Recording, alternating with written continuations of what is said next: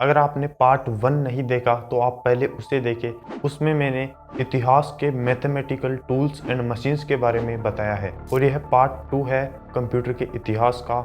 इसमें हम electronic computer की जनरेशंस के बारे में जानेंगे। दोस्तों, अब हम इलेक्ट्रॉनिक कंप्यूटर की दुनिया में कदम रखते हैं। Punch the cards and paper tips. To do computations for the Army. First large-scale general-purpose electronic digital computer. ENIAC and the University of Pennsylvania is the giant electronic brain developed by Remington Rand. UNIVAC. Faster and more accurate weather predictions. 2,000 mathematical calculations per second. Introducing Macintosh business computer. The way it uses graphics and the speed. देखो यार, मनुष्यों ने हजारों सालों से कई बड़े तमाम आविष्कार किए। उन्हीं में से एक फर्स्ट जनरेशन कंप्यूटर्स का आविष्कार का कार्यक्रम 1940 से 1956 तक चला। ये कंप्यूटर्स बेसिकली वैक्यूम ट्यूब्स पर आधारित थे और पहला प्रोग्रामेबल इलेक्ट्रॉनिक कंप्यूटर एनियाक था, जिसे J Presper Eckert and John V Mauchly ने यूनिवर्सिटी ऑफ पेंसिल्वेनिया में बनाया। वैक्यूम ट्यूब एक कांच का नाजुक उपकरण होता है जो फिलामेंट्स को इलेक्ट्रॉनिक स्रोत की तरह उपयोग करता था। यह कंप्यूटर इतना विशालकाय था, इसका अंदाजा आप इस बात से लगा सकते हैं कि इसके अंदर 17,468 vacuum tubes, 7,200 crystal diode, 1,500 relay, 70,000 registers और 10,000 कैपेसिटर और लगभग 5 मिलियन यानी 50 लाख हैंड सेलर शामिल थे और इसका कुल वजन 30 टन से अधिक माना जाता है और यह 1800 वर्ग फुट में फैला हुआ था और 150 किलोवाट इलेक्ट्रिसिटी यानी लगभग 1,50,000 वोल्ट्स की इलेक्ट्रिसिटी को कंज्यूम करता था और यह 1957 तक संचालित रहा। अब सवाल यह उठता है कि इसको बनाने की जरूरत क्या पड़ गई और यह काम कैसे करता था। दरअसल समय था द्वितीय विश्व युद्ध का, यानी 1939 से 1945 तक, और यह कंप्यूटर यूएस आर्मी की डिमांड पर बनाया गया था क्योंकि उन्हें हथियारों को सुनियोजित तरीके से चलाना और सटीक निशाना साधना था और इसके लिए कम से कम समय में ज़्यादा से ज़्यादा कॉम्प्लेक्स कैलकुलेशंस को अंजाम देना था और इसी के चलते एनियाक का निर्माण पूरा हुआ और angles, degrees, distance, velocity, speed जैसी कैलकुलेशंस को कर पाना मुमकिन हुआ।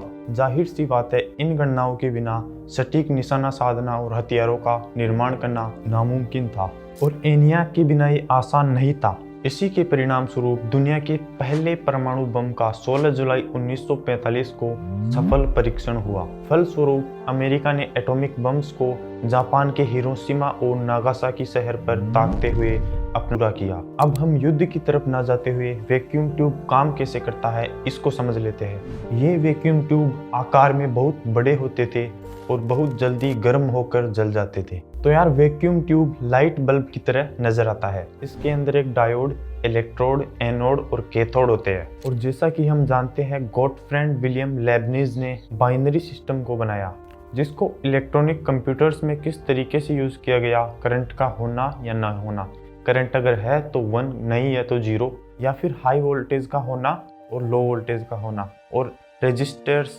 डायोड जैसी चीजें करंट के फ्लो को कंट्रोल करती है। और ये सभी छोटे छोटे उपकरण मिलकर सामंजस्य के साथ कार्य करते हैं और उसी के आधार पर इसको डिजाइन किया गया। इन ट्यूब्स को, रेजिस्टर्स एंड इन सभी को आपस में कनेक्ट किया गया और एक विशालकाय कंप्यूटर तैयार हुआ। और एनियाक के अंदर कोई स्टोरेज कैपेसिटी नहीं थी। इसके प्रोग्राम्स को हाई लेवल प्रोग्रामिंग लैंग्वेज में लिखा जाता और बाद में असेंबली लैंग्वेज में ट्रांसलेट किया जाता। एनियाक का निर्माण 1945 में पूरा हुआ। एनियाक के फिनिश होने से पहले मैथमेटिशियन जॉन वॉन न्यूमन ने एक electronic discrete variable automatic computer EDVAC बनाया जिसके अंदर मेमोरी थी। वो प्रोग्राम्स एंड इंस्ट्रक्शंस को स्टोर कर सकता था डेटा के रूप में। इसकी खास बात यह थी कि ये लॉजिकल डिसीजन मेकिंग में भी सक्षम था और मॉडर्न कंप्यूटर्स भी वॉन न्यूमन्स आर्किटेक्चर से ही इंस्पायर्ड है। बाद में एकार्ट एंड मोस्ली ने द यूनिवर्सल ऑटोमेटिक कंप्यूटर यूनिवाक 1952 में बनाया। तो यार, अब आप कहेंगे एलन ट्यूरिंग की क्या भूमिका रही फर्स्ट जनरेशन कंप्यूटर्स में। तो वो एक महान मैथमेटिशियन थे जिन्होंने मॉडर्न कंप्यूटर साइंस में क्रांतिकारी योगदान दिया। द्वितीय विश्व युद्ध के दौरान जर्मन की एनिग्मा मशीन की एनक्रिप्शन को डिकोड किया और उनके ऊपर एक शानदार मूवी बनाई गई है जिसका नाम है द इमिटेशन गेम। उसे आप जरूर देखिएगा अगर आपको इसके बारे में ज्यादा समझना है तो। अब हम बढ़ते हैं सेकंड जनरेशन कंप्यूटर्स की तरफ। इसके बाद वैज्ञानिकों ने अपनी जरूरत और सहूलियत के मुताबिक इसमें ज्यादा समझ हासिल करी और हमारे सामने आते हैं सेकंड जनरेशन कंप्यूटर्स, जो कि 1956 से 1963 तक चले और ये ट्रांजिस्टर्स पर आधारित थे। ये सॉलिड स्टेट कंपोनेंट्स से बने हुए थे, ट्रांजिस्टर्स एंड डायोड्स से। इसमें मैग्नेटिक कोर स्टोरेज भी था और पुराने वाले मैग्नेटिक टेप बड़े आकार के हुआ करते थे। ट्रांजिस्टर सेमीकंडक्टर मटेरियल से बना हुआ एक ऐसा उपकरण है जो कि सिग्नल को एम्पलीफाई करता है और सर्किट को खोलता है और बंद करता है। फर्स्ट जनरेशन कंप्यूटर्स के भारी वैक्यूम ट्यूब्स को ट्रांजिस्टर्स में प्रतिस्थापित कर दिया गया। ट्रांजिस्टर्स वैक्यूम ट्यूब्स की तरह ही काम करते थे, लेकिन फायदा यह था कि यह कम इलेक्ट्रिसिटी को कंज्यूम करता था और फास्ट सिग्नल को ट्रांसफर करता था और गर्म होकर जलता भी नहीं था। इसकी मैन्युफैक्चरिंग कॉस्ट भी कम थी कंपेयर टू वैक्यूम ट्यूब्स और ये आकार में बहुत छोटा था, जिसकी बदौलत सेकंड जनरेशन कंप्यूटर्स का आकार भी कम होता गया। सेकंड जनरेशन कंप्यूटर्स में सेंट्रल प्रोसेसिंग यूनिट सीपीयू और मेमोरी का कंसेप्ट यूज हुआ और प्रोग्रामिंग लैंग्वेजेस और इनपुट आउटपुट डिवाइसेस भी उसी दौर में डेवलप हुए। फिर क्रिप्टिक बाइनरी लैंग्वेज की तरफ से मशीन लैंग्वेज या फिर असेंबली लैंग्वेज की तरफ मूव हुए। यह पहले ऐसे कंप्यूटर्स थे जो कि इंस्ट्रक्शंस को मेमोरी में सेव करने की क्षमता रखते थे, जो कि मैग्नेटिक ड्रम की ओर से मैग्नेटिक कोड टेक्नोलॉजी की ओर बढ़े। सेकंड जनरेशन के दौरान कई high level programming languages develop हुए, जैसे कि फोर्ट्रान, कोबोल, एल्गोल, और इसके उदाहरण आप स्क्रीन पर देख सकते हैं। और IBM ने इसमें काफ़ी इनोवेशन किया था और ये मेमोरी सिस्टम काम कैसे करता है इसको हम नेक्स्ट वीडियो में डीप में समझेंगे। अब हम बढ़ते हैं थर्ड जनरेशन कंप्यूटर्स की तरफ। तो वक्त के साथ वैज्ञानिकों को एहसास हुआ कि ये कंप्यूटर बहुत महंगे थे, कम रिलायबल थे और आकार में बहुत बड़े थे, ज़्यादा इलेक्ट्रिसिटी कंज्यूम करते थे और स्पीड भी स्लो थी। तो उन्होंने एक और बेहतरीन तरकीब ढूंढ निकाली और वो थी integrated circuit IC। Third generation computers 1964 में सामने आए और इनका दौर 1971 तक चला। यहाँ पर ट्रांजिस्टर्स को लघुकृत किया गया और सिलिकॉन चिप्स में प्रतिस्थापित किया गया, जिन्हें सेमीकंडक्टर कहा गया। और यहाँ पर कंप्यूटर्स की स्पीड एंड एफिशिएंसी काफी हद तक बढ़ चुकी थी। Silicon computer chips silicon diode, transistors और अन्य इलेक्ट्रॉनिक सर्किट्स और स्विचिंग डिवाइसेस बनाने के लिए उपयोग किया जाने वाला सबसे अच्छा मटेरियल है, क्योंकि इसका एटॉमिक स्ट्रक्चर मटेरियल को आदर्श सेमीकंडक्टर बनाता है। सिलिकॉन की कंडक्टिव प्रॉपर्टीज में चेंज के लिए इसमें बोरॉन, फास्फोरस एंड आर्सेनिक जैसे तत्वों को मिलाया जाता है और लगभग एक सिलिकॉन चिप 1/4 स्क्वायर इंचेस से भी कम आकार की होती है और इसके अंदर होते हैं मिलियंस ऑफ इलेक्ट्रॉनिक कंपोनेंट्स जैसे कि ट्रांजिस्टर्स। और एक कंप्यूटर के प्रिंटेड सर्किट बोर्ड पर बहुत सारी ऐसी चिप्स होती है। एक सिंगल IC के पास बहुत सारे ट्रांजिस्टर्स, कैपेसिटर्स एंड डायोड्स एक पतली सिलिकॉन चिप पर बने होते हैं। IC की क्रमागत उन्नति स्मॉल स्केल इंटीग्रेशन से लेकर मीडियम स्केल इंटीग्रेशन तक होती है और IC टेक्नोलॉजी को माइक्रो इलेक्ट्रॉनिक्स भी कहा जाता है। और इस IC के बदौलत इस जनरेशन के कंप्यूटर्स की प्रोसेसिंग स्पीड फास्ट हो गई, मेमोरी स्पीड फास्ट हो गई एंड लेस पावर कंज्यूम करने लगे। अरिथमेटिक कैलकुलेशंस अब माइक्रो सेकंड्स और इवन नैनो सेकंड्स में परफॉर्म होने लगे। हाई लेवल प्रोग्रामिंग लैंग्वेजेस इसी दौरान डेवलप हुई, जैसे कि basic, beginners, all purpose, symbolic instructions code, और ये कंप्यूटर्स मिनी कंप्यूटर्स कहलाए। थर्ड जनरेशन कंप्यूटर्स 1964 में सामने आए और 1971 तक इनका दौर चला। यह वही दौर था जिसमें नासा के ज्यादातर अपोलो मिशंस हुए और इन कंप्यूटर्स की गैर मौजूदगी में ये मिशंस होने असंभव थे। और इस जनरेशन में मल्टी प्रोग्रामिंग ऑपरेटिंग सिस्टम भी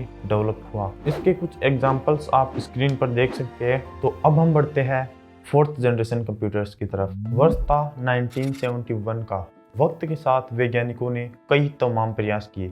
इन प्रयासों की मेहनत व्यर्थ नहीं गई, बल्कि उन्नति की ओर शामिल होती गई। फिर एक उल्लेखनीय परिणाम हमारे सामने आया। सन 1971 में माइक्रो प्रोसेसर नाम की टेक्नोलॉजी हमारे सामने आई। Fourth generation computers microprocessor पर आधारित थे। सन 1971 में इंटेल का पहला प्रोसेसर इंटेल 4004 चिप डेवलप की गई। एक सिंगल माइक्रो प्रोसेसर में अर्थमेटिक एंड लॉजिकल ऑपरेशंस करने के लिए सभी तरह के सर्किट्स मौजूद होते हैं, जैसे कि ट्रांजिस्टर्स, डायोड्स एटसेट्रा। अगर प्रोफेसर एक्स की भाषा में कहूँ तो यह उन सर्किटों का ब्रेन बनाता है जिनके लिए कंप्यूटिंग कैपेसिटी की आवश्यकता होती है।